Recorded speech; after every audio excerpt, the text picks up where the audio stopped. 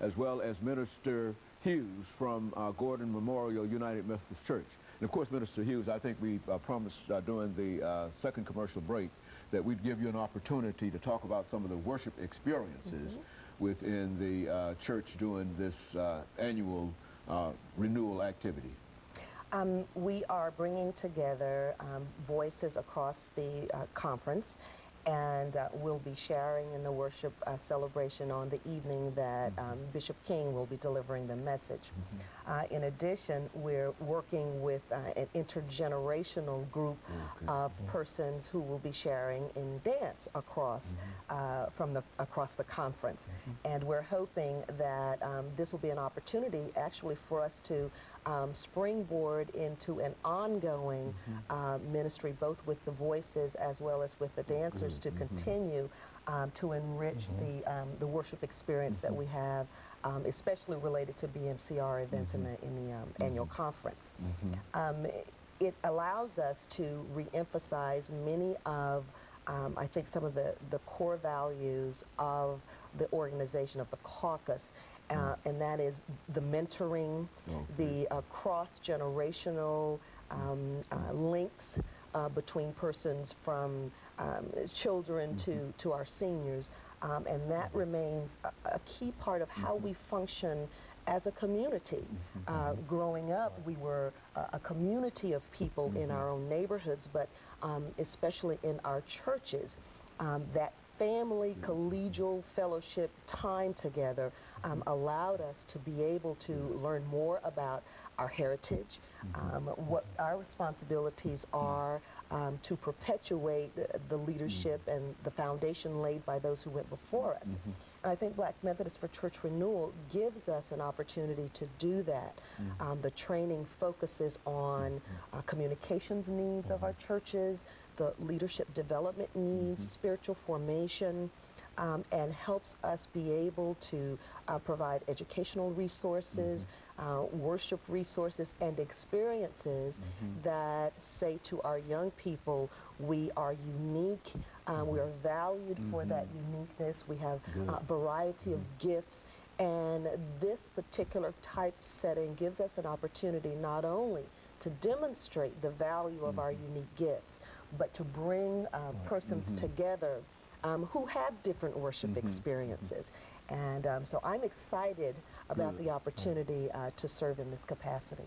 I would imagine, Reverend Edmondson, that this whole activity has increased the awareness of the conference, the general conference, in reference to this. I think, as she indicated earlier, that some of the worship experiences of the African American church are generally a part of the conference. And I thought, as she talked about that, of the efforts made by your own church and some of the things that we've read in the newspaper and et cetera, in terms of bringing that kind of music into the general conference and et cetera. Why don't you speak to that as an activity? I think that, your church is known really for that kind of activity. Yes, thank you, Dr. Haney. Gordon Memorial has a reputation for having a very strong worship and music experience under the leadership of Barbara Thomas, who has celebrated 50 years in music ministry. We have been able to provide a repertoire that's inclusive of anthems, spirituals, gospel music, contemporary music, and been able to blend that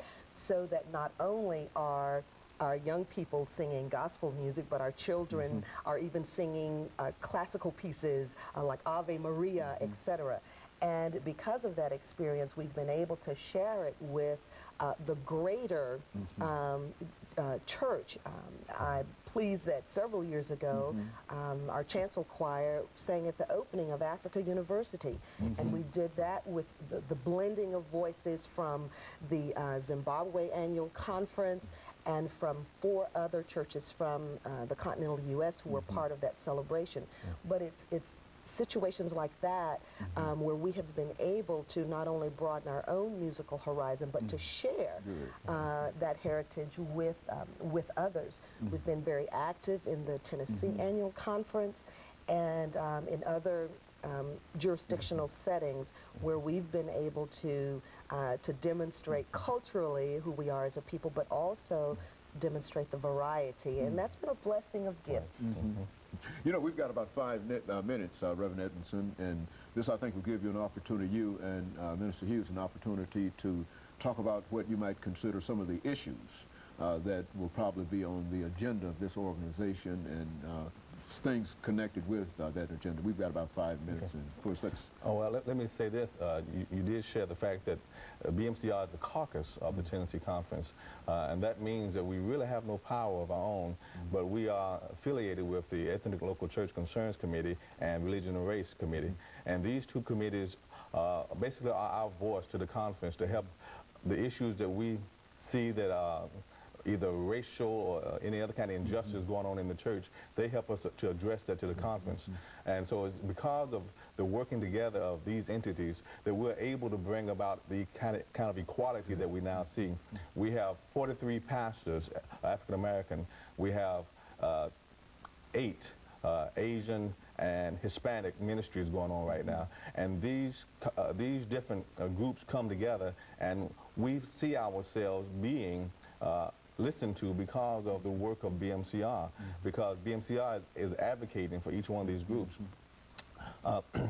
We find ourselves being able to address through resolutions to the conference or through other kinds of legislation the needs that need to be made so that we can rise up in the church. We now have general secretaries, we have bishops, all because of the advocacy of this group and the two other groups working together. So Dr. Haney, we just thank you for the time being here and sharing this information, because many of our United Methodists do not know that behind the work of justice and equality, BMCR is hard at work. We're not a segregated group. We invite to be members